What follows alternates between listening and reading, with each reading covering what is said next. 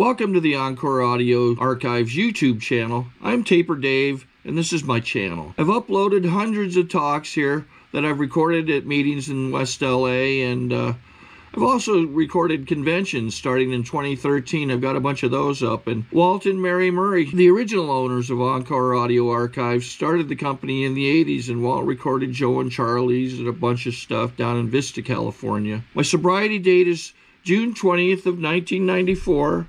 I hope you find something you like, so please like and subscribe to my channel and comment down below. If you want to hear something that I don't have or that you don't see, I'll see that I get it. Anyways, take care and have a great day if you want to. This will be a sponsorship workshop, and I'm going to turn it over to Charlie P. No, to me. I'm just going to do the set-aside prayer and hand it over. I get to do one little prayer. We're going to open up with the set-aside prayer, and I'll do a little version of it, if y'all mind, for those who care to listen in on it. God, please help us to set aside everything we think we know about ourselves, alcoholism, AA, the big book, and even you, God. We ask for an open mind so that we could have a new experience. Please help us to see the truth. Amen. Amen. Uh-huh. Katie, alcoholic. Yeah, you give him the mic unrestricted like that, and it could take me 4 minutes to get it back, okay? And those are 4 precious minutes. You know, this is such a wonderful topic because sponsorship, you know, Charlie and I come from a lineage that we think a lot can, if there's anything going wrong in AA, for some reason people like to politically think nothing's going wrong. I like to say, oh, I think there's plenty going wrong, if you really want to know the truth. I think sometimes we can do things under the cloak of good intentions, and it can be, oh. See, they're walking away from me. And so I believe that it's all under good intentions, and I've been sober since October the 28th of 1984, and I can tell you as sponsoring through some of those years, I did a lot of things incorrect. I do believe God takes up a tremendous amount of slack. Don't get me wrong, but I was not coming out of the book. I was not teaching clear-cut directions. What I was teaching was several years of codependency therapy that I'd been in, because that was the welcome to the 80s. I mean, there was even speakers that were saying, you know, family of origin, the inner child needs to be nurtured. And so when you came to me, my whole lineage of sponsorship was boundaries and detachment. And, you know, this family member looks like they are poison, toxic. Stay away from them. You know, and there's nothing in the book that says that at all. But I just passed on what was taught to me. Not good, bad, right, wrong. It's just what was taught to me. I didn't know what I was doing was not out of the big book. And so my sponsorship perspective has changed over the years to be clear-cut directions, period. It's clear-cut directions. It's in the book. That's what I teach. And you just can't really go wrong if you teach what's in the book. And one of the things about sponsorship is the clear-cut directions are as they are in the book. You know, people say, you know, well, there's several different ways to do the steps. That's not the way I read it. The book's very clear on it. Now, there's several different experiences you might have through doing the steps, but the book is very clear on what to do. And so some of this sponsorship, that the way that I sponsor is not necessarily for everybody. I'm retired, my kids are grown, I have grandkids, so I have a lot of free time. Now, that doesn't mean if you don't have much time, you don't have to sponsor. As a matter of fact, I think that's a very dangerous place to go. I think one of the things that we have to look at is, and I just put some notes, we'll see how this rolls out. On sponsorship, it says, how many is too many? Well, we're asking the wrong question if we ask how many is too many. The question should be, can I handle one more? See, and once again, if we're not careful, I'll come and ask you, can I handle one more? And what you'll do is manage my decision. I need to ask God if I can handle one more. not ask someone else. You see, what we tend to do in AA, and once again, it's well-intentioned, is we tend to get enough people's opinion, and then we decide what we're going to do. And the book says that means we become a victim of our own delusion that we can rest, satisfaction, and happiness if we just manage well. What the book tells me to do is to take this corrective measures, this indecision, into my prayer and meditation time. And God will give me the answer. It may not be in 20 minutes, but I can guarantee it'll be in 24 hours. He'll softly speak it to me, right? My thought life will be placed on a higher plane. And you know, the beauty of that is when we were drinking, we had the still quiet voice talking to us. And it went like this. Don't do that. Don't go in there. No, bad. And we went, forget it. I'm doing it anyway.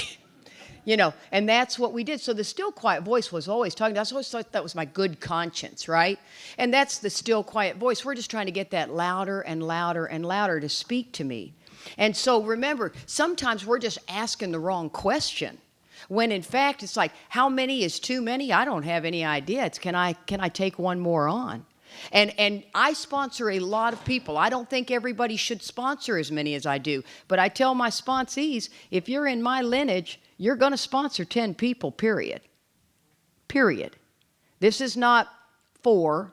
This is 10. But the way I sponsor is, now keep in mind, you asked me to speak on sponsorship. Don't pick out what I'm saying that you don't agree with.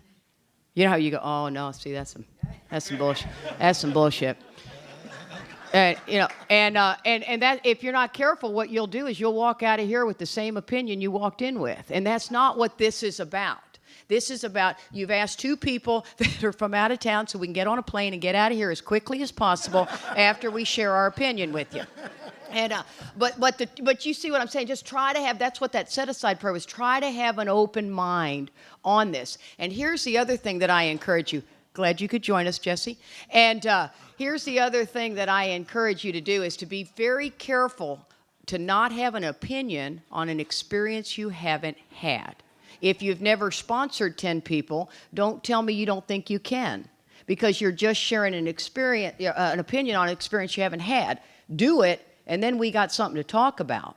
And so one of the things that I think is very cool is when we met Mark, you know, you heard this is, you know, about 10 years ago.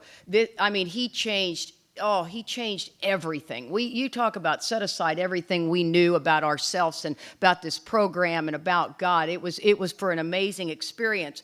And but what I do is this: when you come to me and you ask me if I can, you know, will you sponsor me? First of all, I don't accept everybody. I just can't. I'm not going to sponsor anyone that asks me. I think we get the term, when the hand of AA is there, you never say no. Baloney.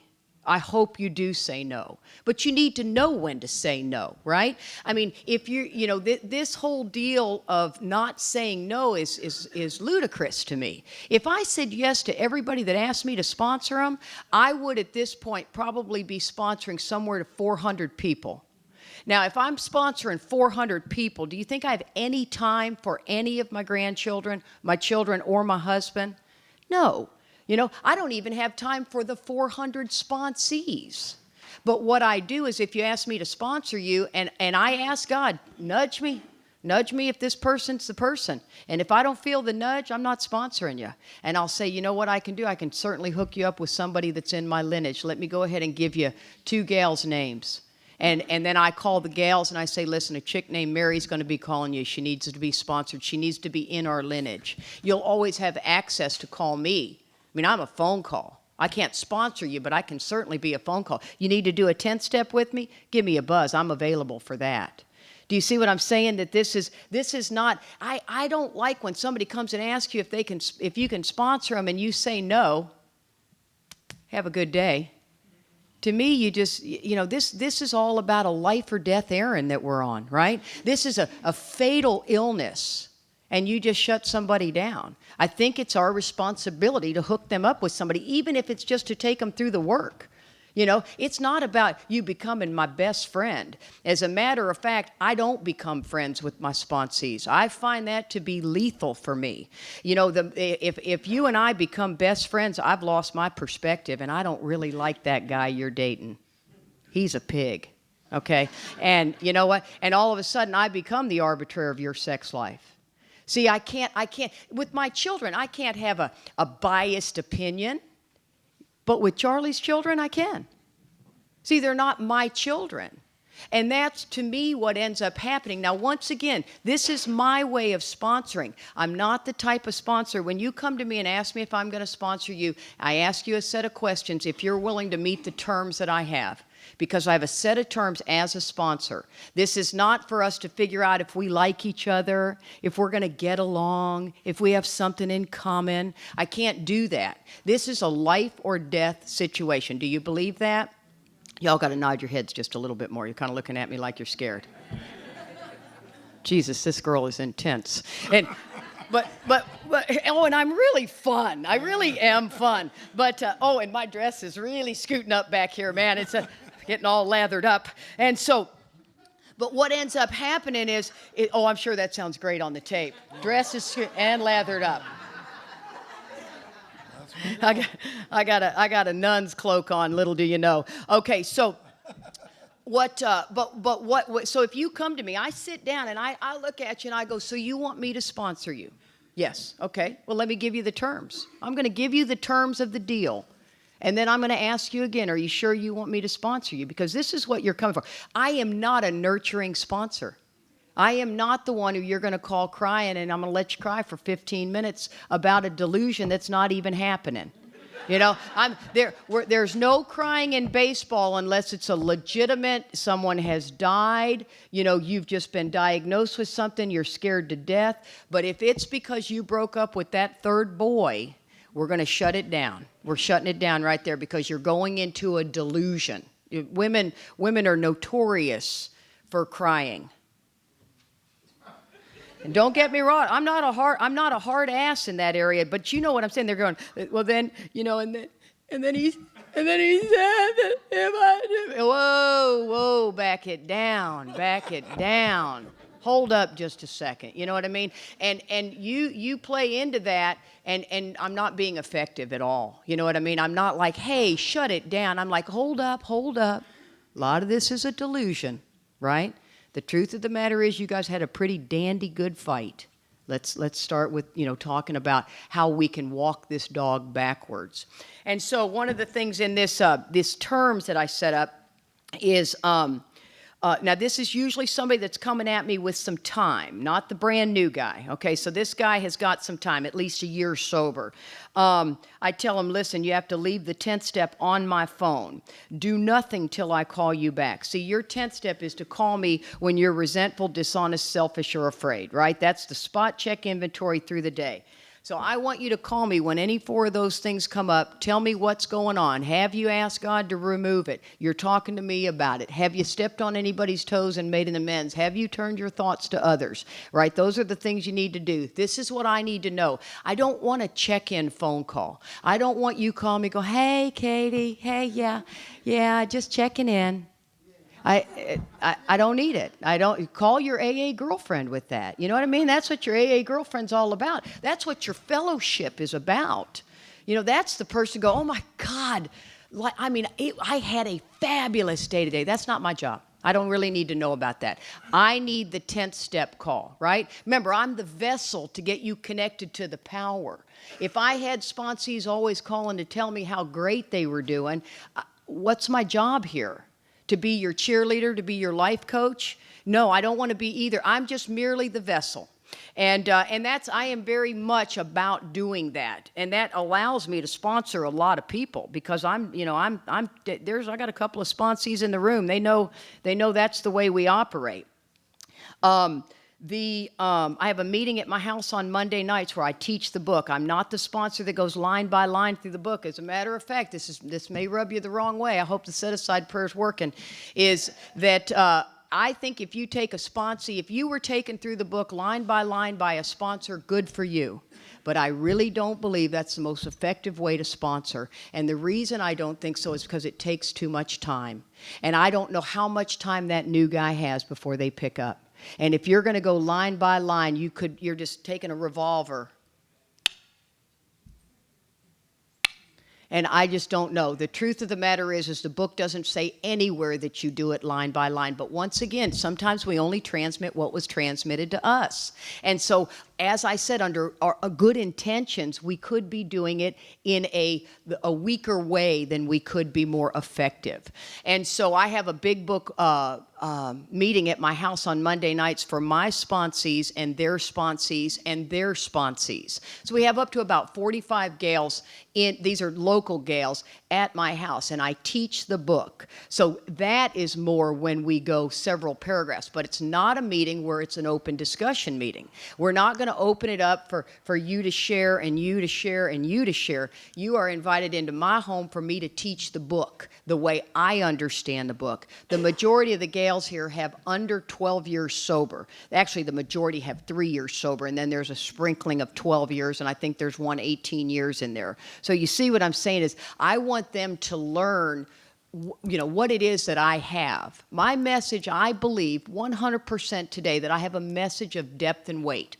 I don't doubt that. That doesn't mean I am spiritually above anybody.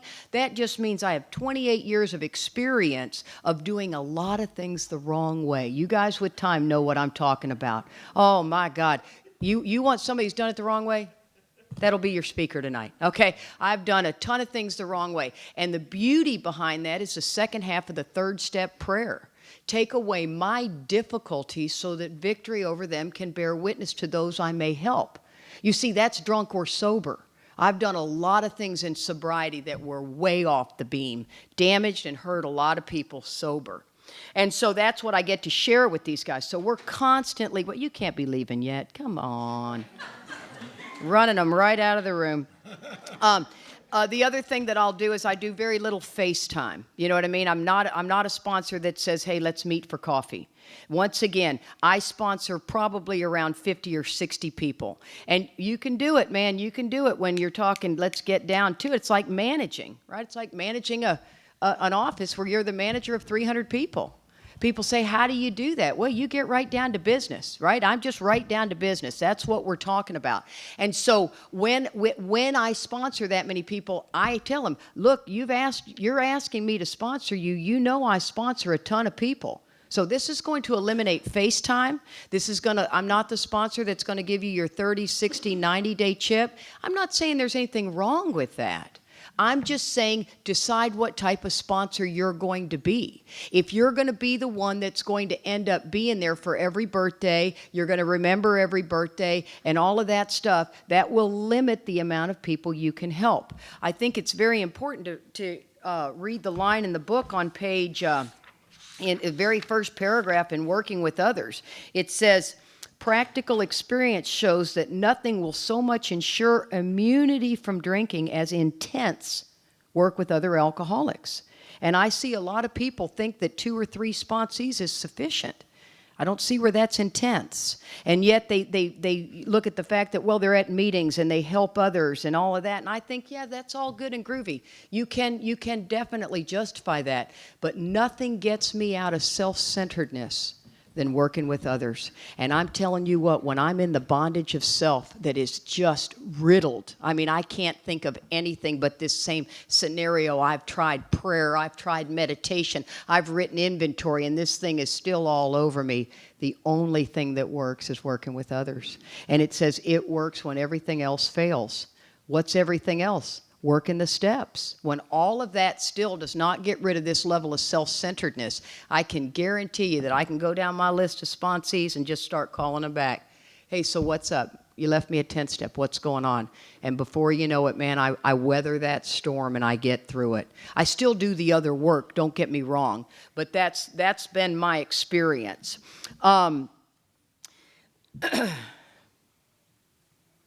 I do make my sponsees sponsor quite a few people. They're rarely when I say, listen, I got a sponsee, can you take her? Do I have one say, no, I got too many?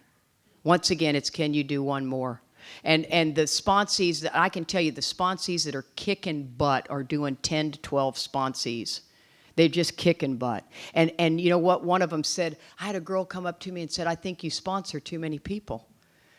And I said, where does that even come as an option? You know what I mean? Where does that come as an option? When somebody can come up and say that you sponsor too many people. And to me, that ends up looking like someone is trying to manage my life. Do you think Bill or Bob sponsored too many people? I mean, I think that they help so many people. And what I have found is that God weaves this amazing storyline together. If I ask him, help me manage all these people, God, it's unbelievable how my day goes. He just weaves them all in. Every phone call. The minute I try to take over and manage all my sponsees, I am in constant collision. I'm overwhelmed. I've got too many. You know, and if something comes up in my life, I tell them all, look, I had a health scare April 27th. Everyone that called me, I said, listen, I had a health scare. I don't really want to go into what it is because I don't want to explain it to 50 people. That kind of feeds it, if you know what I'm talking about. You know, I mean, before you know it, man, we are talking about me and my dangerous zone. I might live, I might die, I don't know. Let's talk a little more about that. Probably scare the crap out of me. And so... so I tell them, look, I don't really want to get into it, but I want to tell you that I may not be available for the next couple of weeks because you got to have your own support system, right? So when I'm not available, see, I don't want to be the power. I'm merely the vessel to get you connected to the power. Please don't rely on me being the power. And so then, let's see, what else do I have? Another thing in my terms, I say, don't argue with me. Will you agree to not argue with me? I got children. I'm not having my sponsees argue with me. Are you with me on that? You know, I mean, the minute you start arguing, we're done here. We're done. I said, this kind of sounds like arguing. Oh, no, not arguing. No, not arguing. Okay, I'm not going to argue with you, man. Now, what I'm going to tell you is, I'm going to give you my experience. Wouldn't it be wonderful if this was a response from a sponsee? When they're thinking about dating somebody, trouble, right? Oh, I love that. You know, people say don't get in a relationship in the first year of AA. I think that's lazy sponsorship, if you want to know what. I really do. Because the truth of the matter is you just basically have somebody who is really horny on day 366. Are you with me on that one? Yeah, let's not have you get in a relationship in the first year, and then the day after the first year, you're out there crazy in Alcoholics Anonymous, right? Yeah. You know, how are you going to learn unless you start doing it? You know, and I always tell people, you know, it seems like you're just all of a sudden turning everything your worship to that guy, so let's look at this. But my job is to teach. It says I can't be the arbiter of anybody's sex life, right? The book is real clear on that, unless it starts to cause you trouble. Well, one of the deals is that when I say don't argue with me, and I'm trying to get you around that concept, when you call me and I say, listen, this guy, I know you just broke up with, 2 guys in the last 6 months. I mean, we're kind of jumping right back into the fire in this relationship. And I know he looks great and groovy because they're always wonderful in the beginning of the deal on the front end, be it boy or girl, the sky is bluer, the music is better. God, I just wake up so happy. Man, it's lust is fabulous, dope. And I said, but let's look at this and really be real clear on what we're getting into. And the next thing you know that I have experienced or I've watched with this whole deal, I'm going to make y'all leave all your phones out there when I speak tonight, okay? All phones outside, unless you got kidney transplant. But one of the things is, wouldn't it be great if a sponsee said to you, oh my God, Katie, you're so right. I really do see that I'm doing the same thing with this guy. I think I'd be shocked if they ever took that advice. That they don't. You just watch them walk right into that buzzsaw, don't you? You can hear it.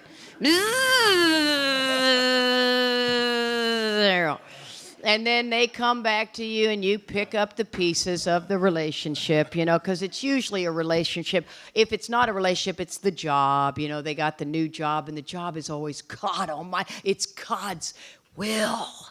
It's God's will. Look, I mean, I love this job. The guy that hired me, we're like this, man. It's just the best.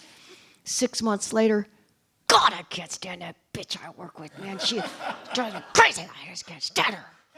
Oh, yeah. See, the ego of the alcoholic rebuilds at an astonishing rate. You know, my job is to not go, I told you so. My job is to grow in understanding and effectiveness. And how do I do that? Well, let's look at this. Now, wait a second. You know, it was 6 months ago that this was a great job. So let's look at what was so great about this job. Let's walk the dog backwards. Let's write some inventory. You know what I mean? I bet I listen to 5 to 6 hours of inventory a week minimum. Because this is what we do in my lineage. If all of a sudden, I got a barometer on that 10th step, right? And that 10th step looks something like this. You call me, spot check inventory, right? We're all clear that's not an evening review. Yes? Say yes. That's the 11th step. I know. I thought it was the 10th. The 11th step was the 10th step was the evening review forever because I didn't read the book. I expected you to. And you were bringing it into my AEA meeting incorrectly. So I learned it wrong because I'm a blamer. So it's got to be her fault. Heaven forbid I read it. Are you with me on that? I mean, don't lose sight of what I'm saying. And so what ended up happening is they call me on this 10th step, and all of a sudden, my job is to walk the dog backwards, right? To see where they made decisions based on self, which later placed them in a position to be hurt. So when any sponsee calls me, what page would we normally go to? They got a problem?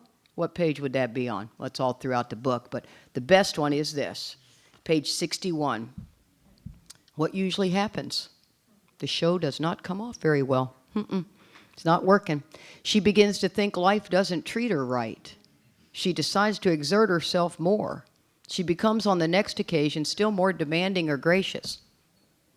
Right? All of a sudden somebody's come at me. I mean, isn't that why you call your sponsor? Unless you call your sponsor to say, hey, it's a pretty day out. How you been? Just left a great meeting. Love everybody in AA. Nobody bothered me. Are you with me? Yeah. How many of y'all go to your AA meeting and it's like, oh, there goes old big head Doug sharing the same old thing that he always shares, and here comes itchy, scratchy Mary. You know what I'm saying? I mean, just those kind of things that bug you, right? But all of a sudden we act like bugging us is okay, right? Dubious luxury of other men. We don't get to be bugged. I got a call when I am resentful, dishonest, selfish, or afraid. People say I'd be calling all the time. Maybe you might. You got to wake up till we get connected to that power that is not my barometer doesn't go whoop-bam.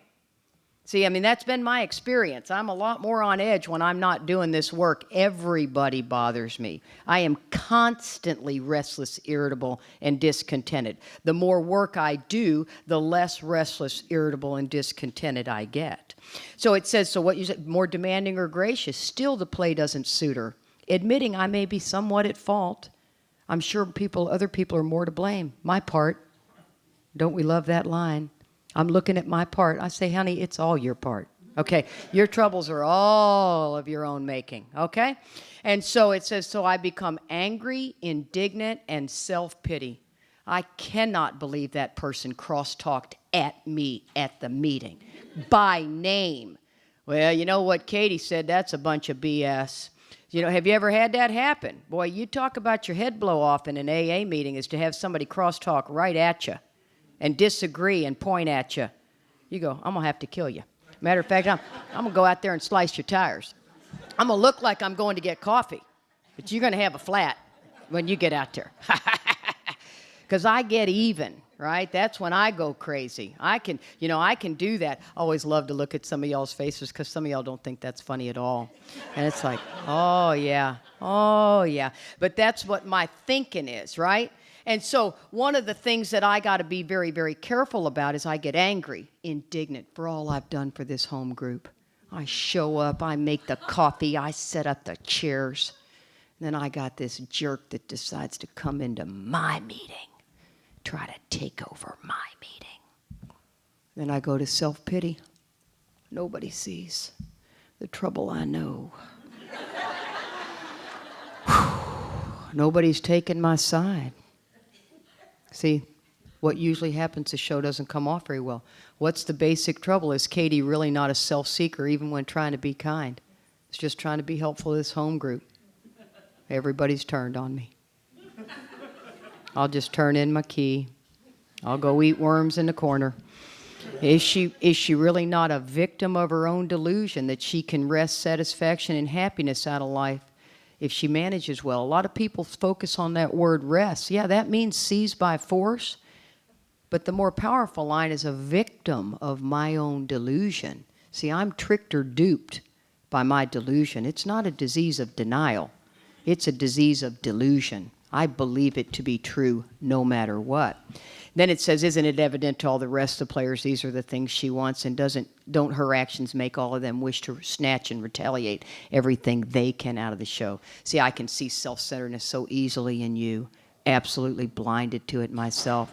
The minute I see you starting to be self-centered, I'll be snatching everything I can out of the show because it scares me. So then it says, am I really not, in my best moments, a producer of confusion rather than harmony? Wow. See, that's the line I take them back to every time. So my troubles are basically of my own making. I am an extreme example of self-will run riot, comma, though I usually don't think so. See, when I'm telling my sponsor the story, I am so delusional that I believe she's going to go, shut up.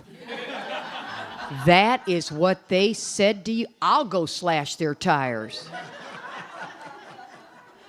And she always says, well, let's see where you set the ball rolling. Let's see where you made decisions based on self, which later have placed you in a position to be harmed. See, I got to be able to see enough of me and you to let that compassion happen so God can do his magic.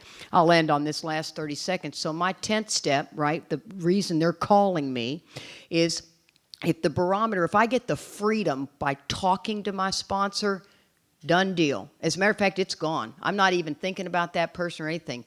But if within 24 hours I got you back in my head and I'm driving, I don't even know if I went through a red light or a green light because you're back in my head, I better put pen to paper, because I cannot get rid of it just by a verbal 10th step. So I got to do pen to paper. And I do it. It takes 10, 15 minutes. I call her. She says, I got 30 minutes. Let's do it.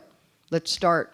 And we live in columns 3 and 4, man. She's going to pull up my old ideas. She's going to talk about my self-seeking and everything so that I got some work in that 6th step and usually go make an amends in the 9th step. Thank you. Okay. Woo! Best I can do.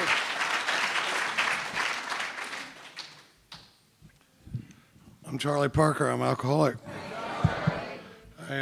Good job, Katie. Thank you know, it's such a huge topic. I've got notes here, and I may or may not address any of them. You know, but I mean, if I blank out, at least I got some stuff to look at. I better leave the glasses on. But, you know, sponsorship. There's just on page 89 in Dr. Bob is that thing Katie read about. It says nothing will so much ensure immunity from drinking as intensive work with other alcoholics. Well, we go, well, you know, I love it. My buddy Bob, he always goes, he said he told his sponsor one time, he goes, I really think I should spend a little more time working on myself before I start sponsoring. And he said, his sponsor said, oh, we think you've done quite enough of that. You know, Chris, my buddy from New Jersey, he brought his sponsor over to the house one time, and he was real proud when he he's touring the house, and the sponsor comes in his bedroom, and he had all these self-help books laying around. Self-help books on the counter, self-help books on the nightstand. You know, you ever buy an AA book and just put it on your nightstand like you're going to get extra credit from your sponsor? You know, it's like, I've never read the 12 Concepts of World Service, but got a copy on my nightstand. But he brings his sponsor, and his sponsor's looking around, and he goes, I noticed you got a lot of self-help books. And he goes, yeah, I do. And he goes, you got any on helping others? No. Yeah.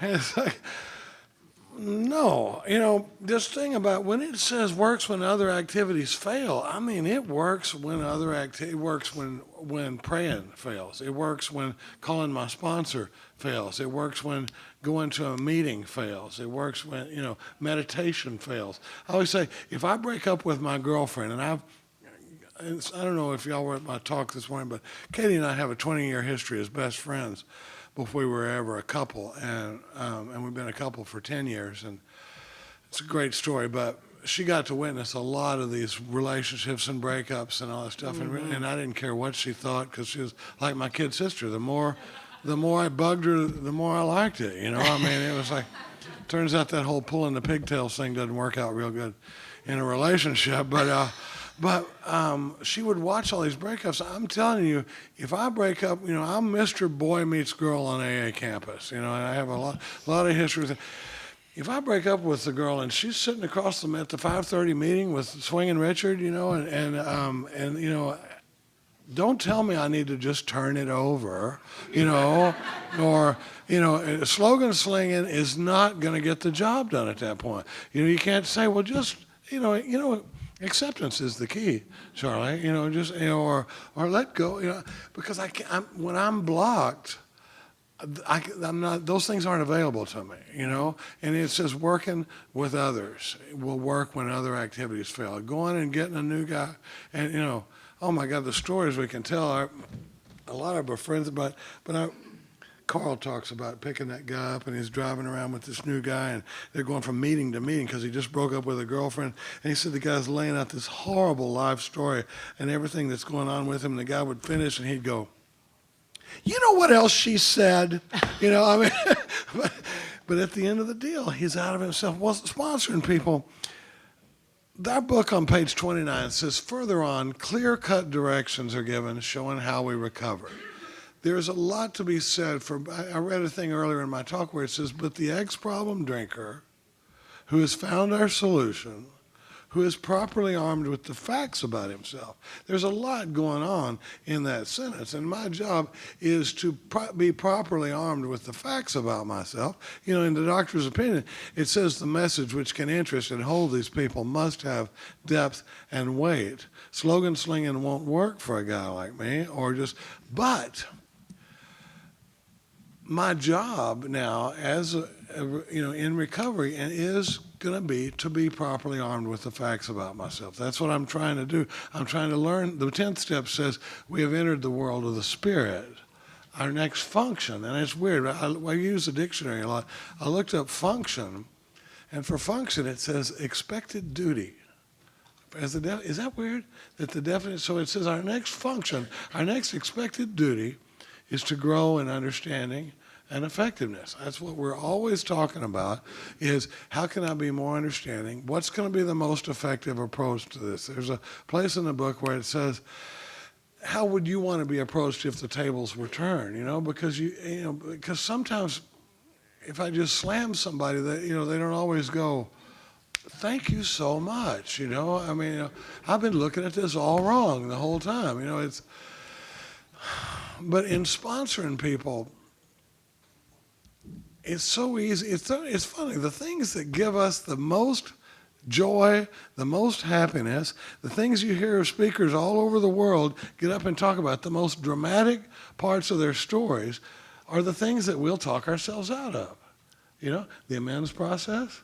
You think about when you hear some of the most magic stuff you hear from some of the most dramatic stories that are out there in AA land are people making these amends that just can't happen without God. You hear the Tom Eyes and the Rich B's and the guys get out there. But then when it comes to me, I go, no, I don't think I'll, I think I'll just, so the other one is working with new people. I've had stuff happen. One of my favorite stories is this guy, Jamie, that I've been sponsoring since Detox. And I'll never forget it because I was standing in the parking lot of the treatment center. And we live in Austin. We got T-shirts that say "Keep Austin Weird," and some of my boys are doing their job. And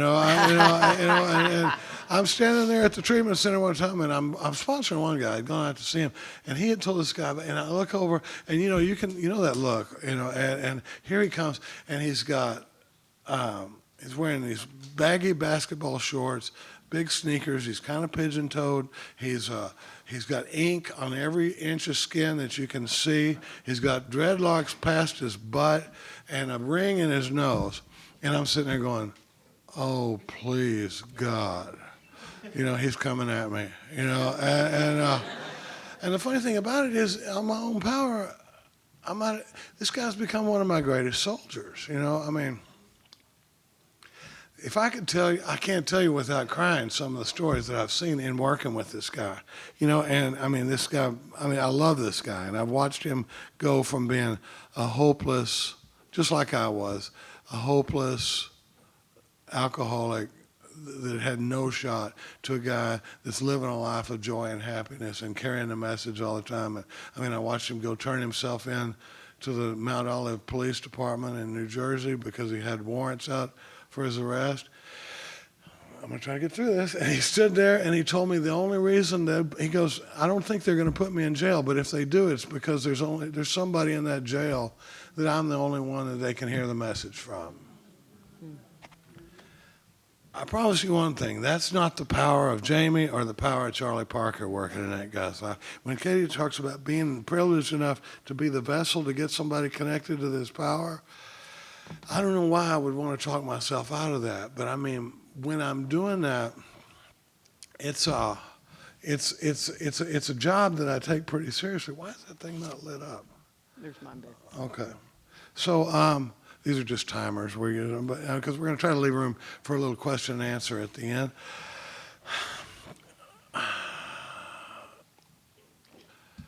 I don't set myself up in sponsorship to be somebody's life coach, though. And I think this is a lot of what frees me up to be able to sponsor a lot of people. I don't sponsor as many people as Katie, but I'm still operating a business and that sort of thing. But it does free up a lot of time if I'm not trying to be their life coach. Basically, it's like when they call and they want to know what job do I take, or which girl should I go out with, or that sort of thing. It's like, I don't know the answer to that, but I can show you a process that'll get you connected to a power that I guarantee you knows which girl you ought to be going out with or which job you ought to take, and that's going to be between y'all. By the time we get to the 10th step, the book implies that we're going to have intuitive thought, that we're going to be connected to a power that'll start to show me this stuff. And it says we come to rely upon it. Well, I'd rather you were relying on that than relying on me, but I'll tell them some stuff, but sometimes, like Katie said, they just go straight up against what we say. It's funny because a lot of what we do in working with these guys is taking them through the steps, and a lot of the work that I do in the 4th step is a lot different than what I used to do. I used to think my job when I was hearing a 5th step was to just sit and listen to somebody read their 4th step to me, and that was my experience in it before, and I've done that before. I've seen a lot of stuff happen, but now, when the book says we're on a fact-finding and a fact-facing mission, now I go at it more like, and I learned a lot of this from Katie. When I said she's the best at hearing inventory of anybody I've ever seen, I'm not kidding, and I'm talking about some of my favorite people. But when we talk about now being on a fact-finding and a fact-facing mission, I'm really starting to think that my job is the fact-finding, and the sponsee's job is the fact-facing.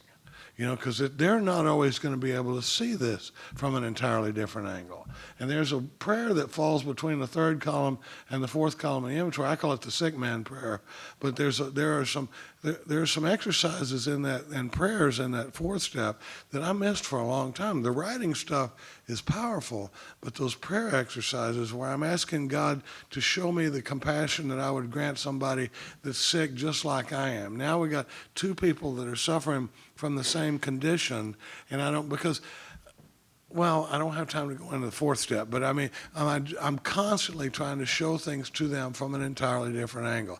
I think if you had to say, what are your 2 fallback things in sponsorship when a guy calls me, is where did you make decisions based on self? How did you set the ball rolling? and taking them to an entirely different angle. Because when we talk about, there's a thing in the third step where it talks about being convinced, about the first requirement that I be convinced that self manifested in various ways is what had defeated me. That is a huge piece of the work. And when we talk about, the rest of the work is looking at how self manifests in a guy like me. It manifests in resentment. It manifests in fear. It manifests in my behavior with sex partners and relationships and stuff like that. The thing about it is, when you start being conscious of self, the first place that it becomes painfully obvious is in others. Right? I can spot, when you start, getting into this work and you start talking about selfishness and self-centeredness, oh, now Ron, yeah, I can see that right in a minute, or Jesse, for God's sake, but now me, and the reason I think is because over in the third step, it says on the basis of self-will. Basis is a very interesting word when it talks about the underlying foundation of something or the fundamental principle of something. And when the fundamental principle of my life is that I'm running this show, it says I'm almost always in collision with something or somebody. Here's the key part, even though my motives are good, right? And then it goes on to say, if only my arrangements would stay put, if only people would do as I wish, life would be wonderful. Not just me, everybody would be pleased, right? It would be Charlie-topia, and it's the land of milk and honey. But if you guys would just act right, we'd all be better off. So here's the thing. I always say, I got this funnel that I run my actions through, and one side of it is my motives, right? Because when I screw up, you're going to hear from me, well, I wasn't trying to do this, I was trying to do that. And I thought if we just did this, that it would be good. And then I also got this delusion that if everybody just done like I say, we'd all been happier, but they just won't act right. So when I funnel my actions through that funnel of my delusion and my motives, the worst I'm ever going to come out with is about an A-. But now, when you screw up, it's an outrage and I demand justice, right? I'm not looking at your motives. I'm not looking at your tools, your background, your amount of dealage for dealing with this stuff. It's just, here's what, so that's why, I think that's why I'm so blind to self in myself. Can't get over self myself. I can't quit playing God without God. My job as a sponsor, though, is to be able to show that to them because what's amazing to me is Mike Lorenz is one of my pace horses in sobriety. He's not my sponsor, but he's a guy I call with a lot of 10th steps and stuff. And oh my God, when he serves it back to me, it's breathtaking.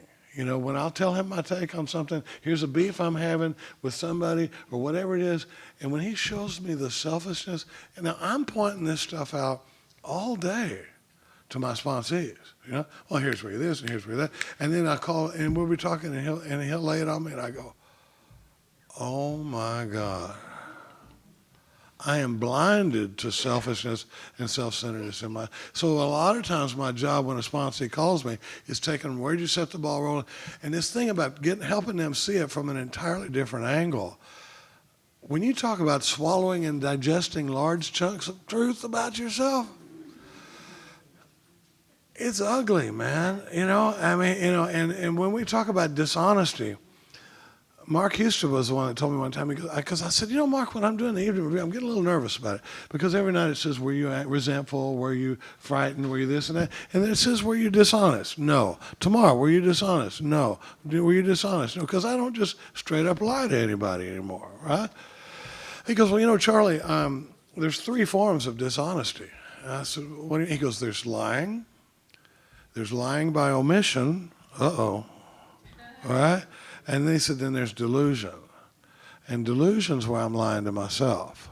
And I'm buying the story hook, line, and sinker. And that's where I got to have somebody serve it back to me. Because I remember one day I was doing inventory on a guy, and I said, it was a sponsee. Column 2, well, he's irresponsible. He makes appointments and doesn't show up for them. He cancels at the last minute. He commits to doing inventory or something. He doesn't do it. He's, he doesn't ever think about my time or this. We're running right down the line. And then I do the prayer for him in the sick man prayer. And when I get over to the 4th column, I get under just delusion, and I go, Charlie, is it possible that it's delusional of you to expect this newcomer to not act like a newcomer? And you're like, what you have in column 2 is the description of a new guy. Mm-hmm. So unless you're just going to try to find a better class of newcomer, you're not going to be able to sponsor anybody. I mean, you got to take them that are just like I was when I got here, because it never felt that way when it was me. It always felt, because I got a story to go with it. I had a sponsor call me the other day, and he was mad at work. He was mad, and we get to talking. And I'm just going to hit on this entirely different angle thing for a minute. And he was mad at his supervisor because the guy, he's like, you don't have the right to boss me around like that. It turns out, this guy used to be a supervisor, but drank himself out of it. And so when I talk about this fact-finding and fact-facing mission, you got to be asking these questions. It's like being a news reporter, where you're going, okay, so that, and you start getting information. Well, when we get down to it, and he says the guy's doing this, doing that, and I showed up late, and I didn't, and I wired one thing wrong,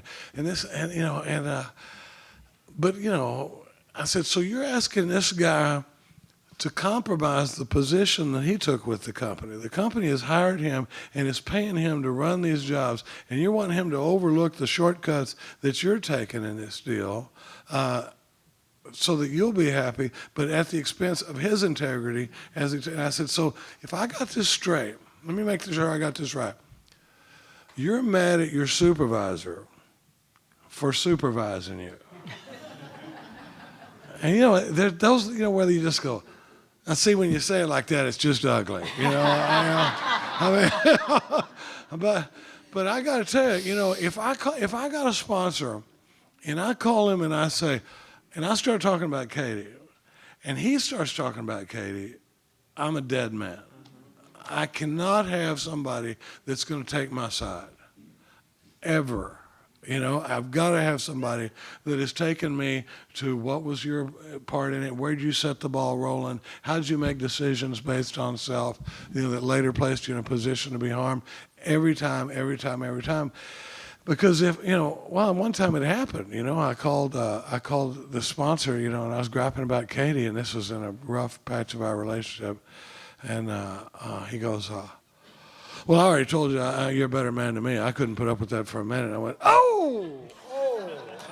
was like, no, I am dead in the ground if that's where we go. I got to have somebody that's, we take your foot off, you take your foot off their throat occasionally. You can't just constantly be pounding them. But, and I listen to some stories, and we talk about, the feelings and stuff that go along with that thing. But the thing I tell my guys is we're always doing accountability, and a lot of times the conversation will start with the circle and triangle check-in. I don't know if we've talked anything about that, but my sponsorship lineage does the thing we call the circle and triangle check-in, where, there's 3 sides of the triangle that are: unity is the fellowship and the traditions, service is service work and the 12 concepts, and the bottom is recovery and the 12 steps. This is a very short version of it, but it's 36 spiritual principles that make up the 3 sides of the triangle. Well, in my unhappiest period in sobriety, I was doing one side of the triangle, the fellowship side, but I was hoping for the results of all 3, right? So a lot of times when a sponsee calls, I'll say, where are you at with the circle and triangle? And they'll go, okay, unity, I've been to this many meetings and, that in this week and that sort of thing. Service, I'm going out to Austin Recovery on Mondays. I carry a meeting here. I'm sponsoring this many guys and that sort of thing. And recovery, if anything, I'm a little weak in evening review, and I've only done about 3 morning meditations this week. And you can get a pretty good beat on where a guy's at in his program in a pretty short amount of time. And the other thing that's become a standard question in sponsorship with me is, have you made any approaches on any of your amends? My sponsorship lineage is really big on making direct amends to all people we have harmed, and so that's the kind of thing where I have to keep pushing people, because we get, alcoholic is the definition of alcoholic is it's somebody that finds something that works and then quits doing it, so I constantly got to be taking them back to doing those same things, making the approaches, doing the evening review, doing the spot check inventory, doing the morning meditation, and that sort of thing. Because otherwise, the risk we run in recovery is we enter into what we call unsigned death pacts with each other, and that's where me and Ray, I say, listen, you don't say anything to me about pornography, I won't say anything to you about gambling, or whatever the two issues are. We get to where we're like, listen, we're not going to have that conversation. You're doing fine, and so am I, right?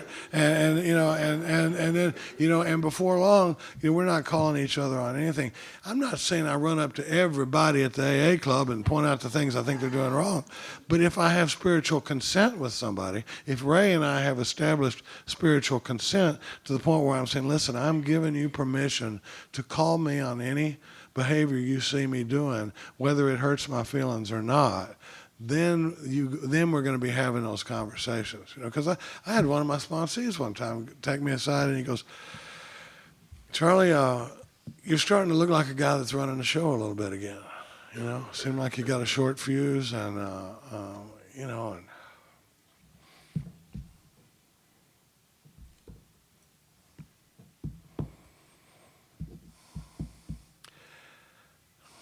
that was not an easy conversation for him. And having people in my life that are willing to ask the tough questions, that would rather step on my toes than stand on my grave, can be the difference between whether I make this deal or I don't. The problem with AA is we are good sprinters. We're just in a marathon race. And so many of us come in and go like hell for a couple of years, and then we peter out and we get busy. And so, strong sponsorship is about everything, and I've been, I wanted to work on a pamphlet one time I was going to call it I couldn't figure out the title. It was going to be something like things my sponsor yelled at me about, or say, because, we'll go around and say, that most of the problems in AA could be solved by strong sponsorship. So I've had meetings at the house before where I go, so what are these things, besides an adequate presentation of the steps, what are these things that we would tell these guys? Because they're not going to know if I don't teach them until I yell at them, So if I see a guy popping up and down 3 times during the meeting and going to the bathroom, I need to know in advance to have said, listen, let me tell you something. Part of what we do in our little crew here is you get to the meeting 5 minutes early, you go to the bathroom, you get your cup of coffee, and you don't get up during the meeting. You don't pop up and down 2 or 3 times during the meeting. When you hear a speaker speak, you go get in the line and you thank them. If you like what they said, you can tell them. Even if you don't like what they're saying, you can just say, thanks for coming. But my sponsors, I have to tell these guys to get in the line. Don't show up 5 minutes late for a meeting with a Starbucks in your hand. Because you could have been on time and drank our coffee, and that's what, and it's right down the line. I'm telling these guys, stuff, and I think it's our job, somewhere along the line, we are the front lines of Alcoholics Anonymous. We're starting to be what's passing for elder statesmen in this fellowship, and if we're not passing it along, and if then they're never going to know, And it's important to me that this fellowship be the way it is now. If one of our kids comes in, I want it to be the way it was when I came in, and not just a bunch of watered down crap. Some of the things I like to talk about is that, okay, here's the one I'm going to really be sure to talk about this. How am I doing? You got about 3 minutes. Good. One of the things, is it a long 3 minutes like yours were? No. Oh, Trust me, you got no idea. Oh, no. He loves to do that, but you got no idea. We have done a lot of these workshops, and all we do is fight over the microphone. And every time we go, and I swear to God, she'll go, I swear to God, Charlie, if you talk 35 minutes and you say you're going to talk 30 minutes, I won't speak to you for the rest of the weekend. That's right. And then I'll get up there, and in 30 minutes I go, y'all mind if I run over a little bit? And she's over there going, I'm going to stab you in the neck. I used up my 3 minutes, didn't I? Sure did. One of the things that I like to talk about is I think it's our job to go to them. I tell my sponsees, when you're in the AA club and you see that new guy come in and he says, I'm at my very first meeting, I've walked up to guys before and I go, hey, listen, man, you're going to need a sponsor. And that's just somebody that shows you what we do around here, and I'd be happy to do it for you. Mm-hmm. 99 times out of 100, all they're going to say is, thank you very much. I'd really appreciate that. Somewhere along the line, we've come up with this idea that the guy's supposed to stick around for a while and find somebody that he identifies with. And let me tell you, when I get here, I couldn't tell the truth from the false. I was incapable of forming a real relationship. I was in full flight from reality. Please don't give me somebody I can identify with. You know.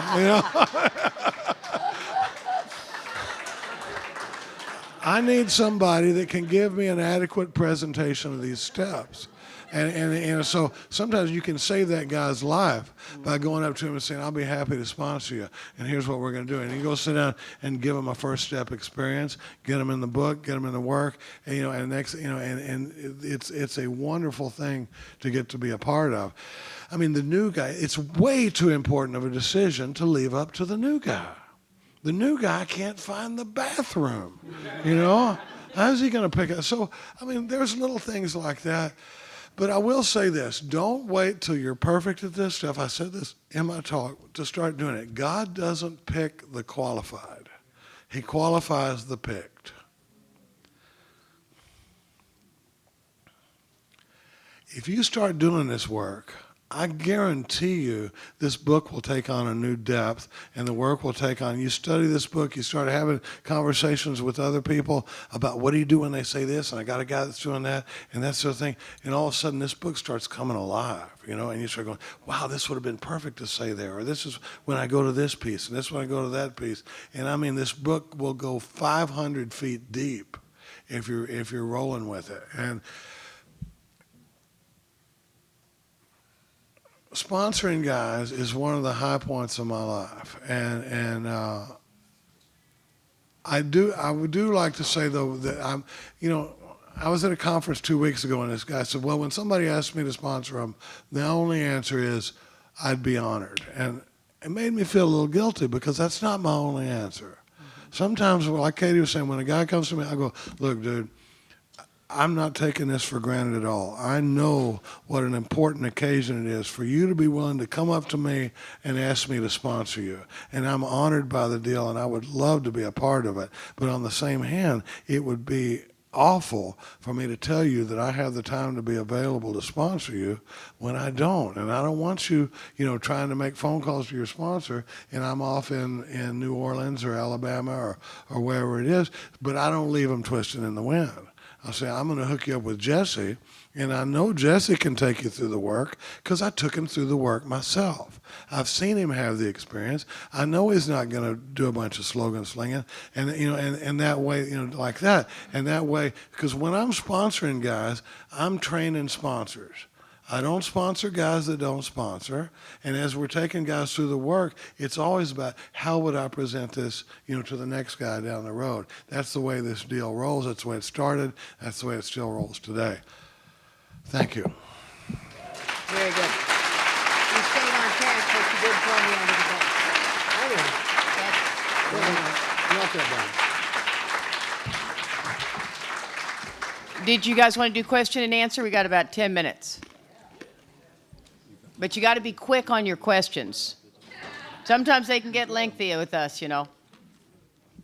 My name is George.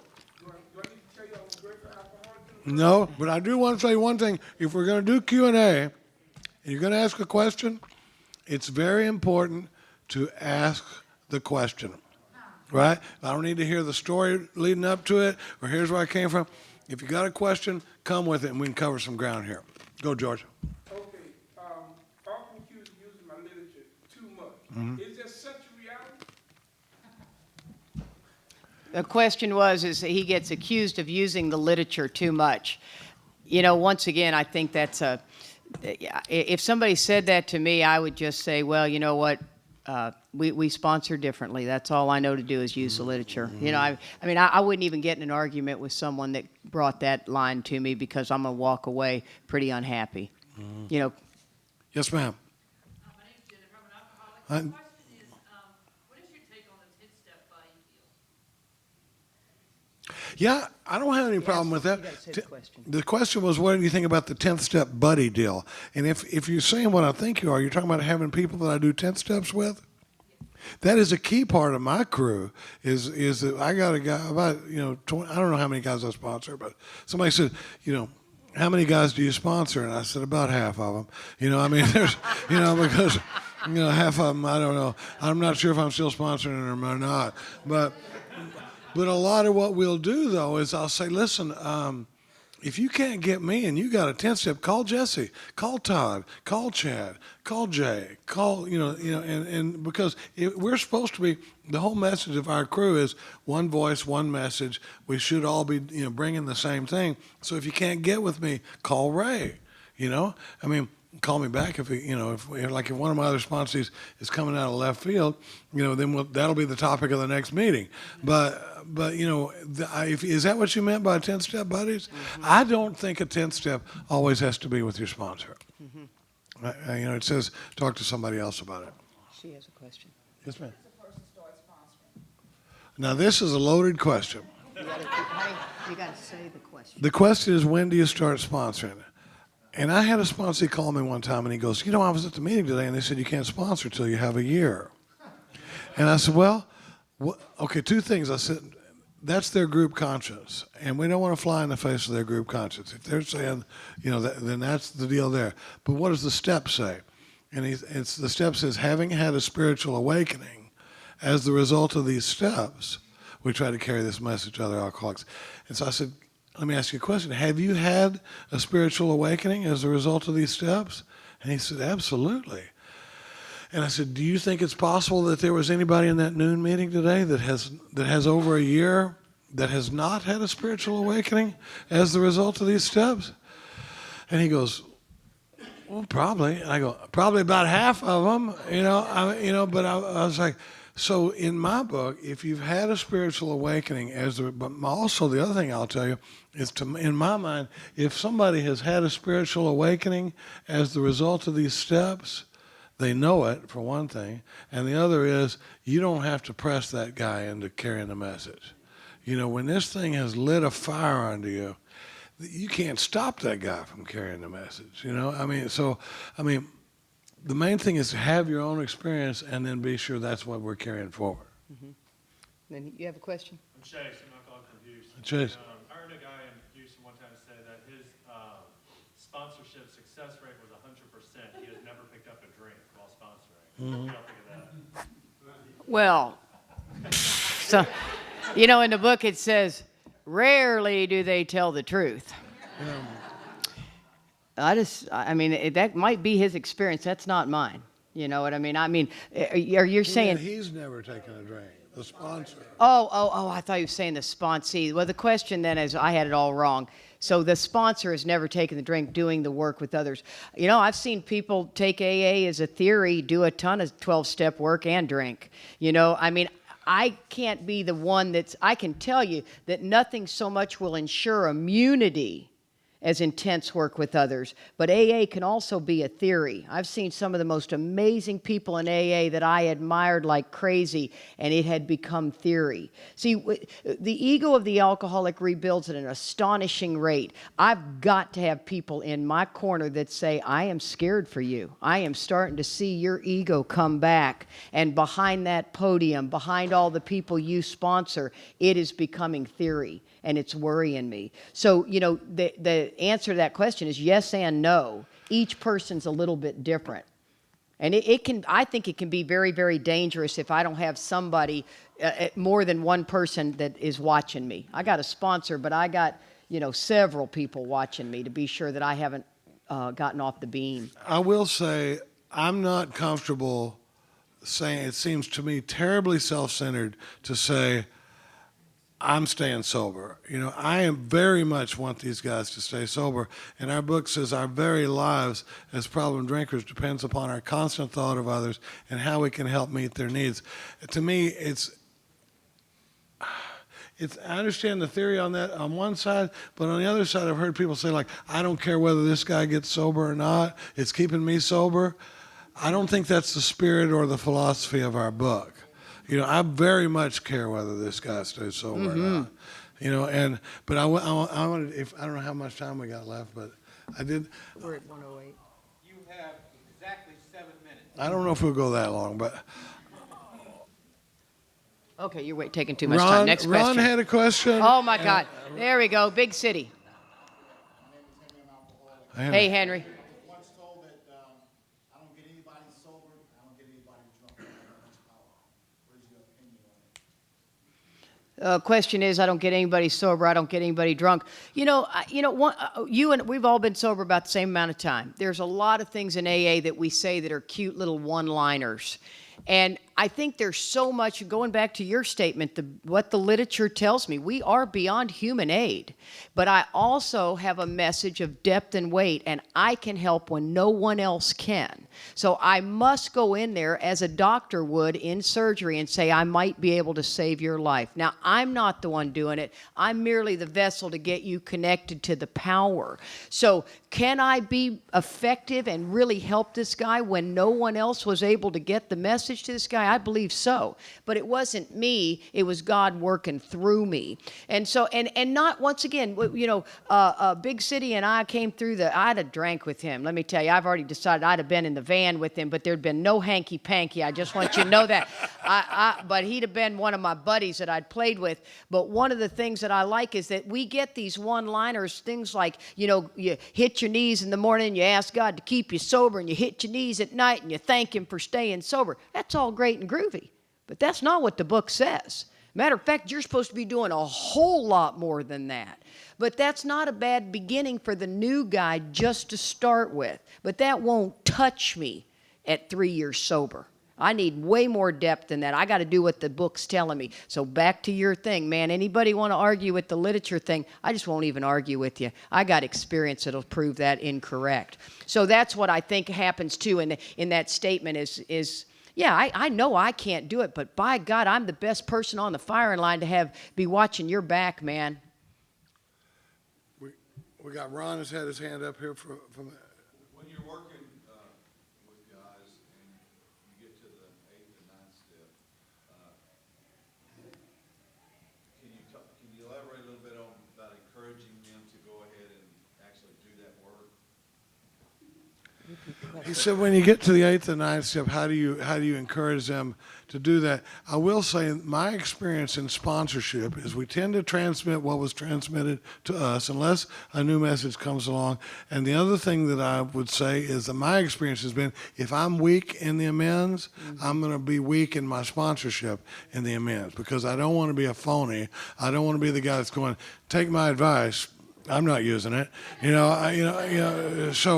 So I think the first thing is having made all of my amends, and because then it's a lot easier to press this guy on, where have you made any approaches? Why not? You bring your cards over and let's pick them up.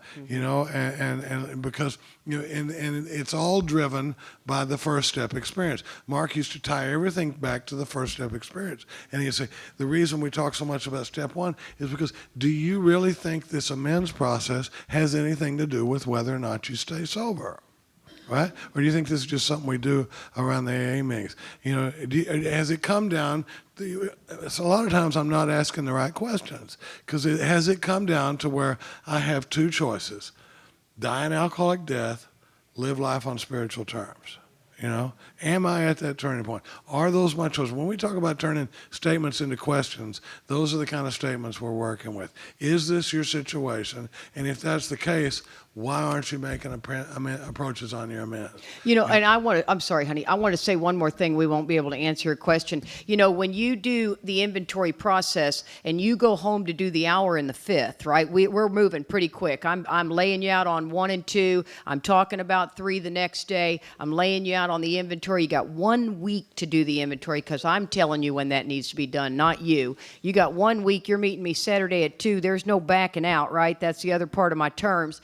And then when you go home, you do the hour in the fifth. You say what's, look at the 6th step. You say the 7th step prayer. You make the list of the 8th step. And by the next day, we're picking 3 people for the amends process. So by the time you have done your 5th step, the next day, you're taking 3 people. And then my job is every time you call me, you haven't mentioned your amends. Tell me, where are we at? Pick 3 more people this week. I want to see that. That's what we need. It says we are undisciplined. Who disciplines us? Our sponsor. That's good sponsorship. I think we're out of time. Wait. See, here we go. In our sponsorship lanes, we believe on 2 minutes. this. You can take this off the tape if you want. Okay. Well, in fact, then I want to finish with something. Then I want to say something off the tape. I called up Bob D one time, and I was telling him about this sponsor that was just driving me out of my mind. And he goes, "Charlie, don't ever forget the last sentence of the first paragraph of Working with Others." I could tell he wasn't going to tell me what it was. So I went and looked up the book, and the last sentence of the first paragraph of Working with Others says, "Remember, they are very ill." You know, I got to keep that in mind. These guys are just as sick as I was when we got here. I want to thank you guys for letting us listen, but go ahead and stop the tape. I know I got to do one little exercise. Thank you guys very much. Thank you. Yeah. Now, I just want to say one other thing. In our sponsorship lineage, we don't believe in public harms and private amends. So I just want to quickly do a 10th step with you guys. I threw Katie under the bus there on our deal. I get with her beforehand and I'll say, I want you to keep us on time and that sort of thing. And then when we get into a deal like that, I have a tendency to make it look like she's the hard ass that's busting my chops. And so everybody laughs. And so going back to the room and apologizing to her for embarrassing her in front of 100 people doesn't get the job done. So I just want to tell you Thank guys, you. I'm sorry for that. That's a public harm, public amends. Mm-hmm. All right, thank you. Thank you. I did lean over and I said, well, you've successfully thrown me under the bus and everyone has laughed. Hey, I'll public minutes and I got that on the tape. Oh, good God. I think we got a great talk going on here. Thanks for watching the channel. Taper Dave here. Just curious, do you think this is better than Zoom? Okay, this is how I prepare my drone for launching. I like to do it inside the cab of my truck so I'm not standing outside in the weather. To install the joysticks for control, up and down, right and left, powered on. I have an Android phone that I use to connect it to the drone with, and it's actually controlled through the iPhone through an app. Oops, wrong way. It's actually controlled through the iPhone, or through this Android phone through the app. It's actually controlled through the Android phone through an app, and you connect it through this short connection right here.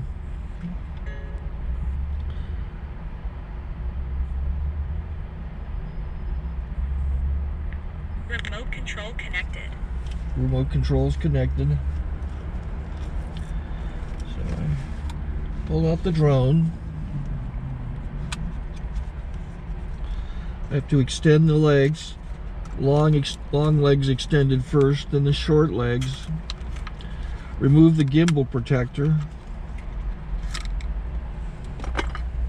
Set that aside, then power it on one short burst and one long burst.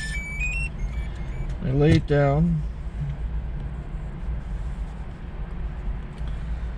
So I have to go to calibrate. So the drone's not connected yet. It shows you here as this drone gets disconnected, even though the remote's powered on. So the drone has to establish it's connected. So I go into the app to calibration mode. First I'll calibrate the remote controller. Start calibration. Out, in, oop, out, in, up, down, and then this little wheel is to control the gimbal. So it's calibrated. Go to gimbal calibration, start calibration, and then it calibrates the gimbal. I don't know if that shows up. The gimbal's moving all over the place. Changes, you can see it on the video. And I'm calibrated to take off. It's acquired 7 satellites at the moment. There are 26 satellites up in the sky, which it has to acquire before you can take off. So it's connected. It's got enough satellites. This is white. I can go to press this little arrow button, swipe right to take off, and it would start the motors if I slid this to the right. But I'll wait till I get outside. Don't want to do it inside.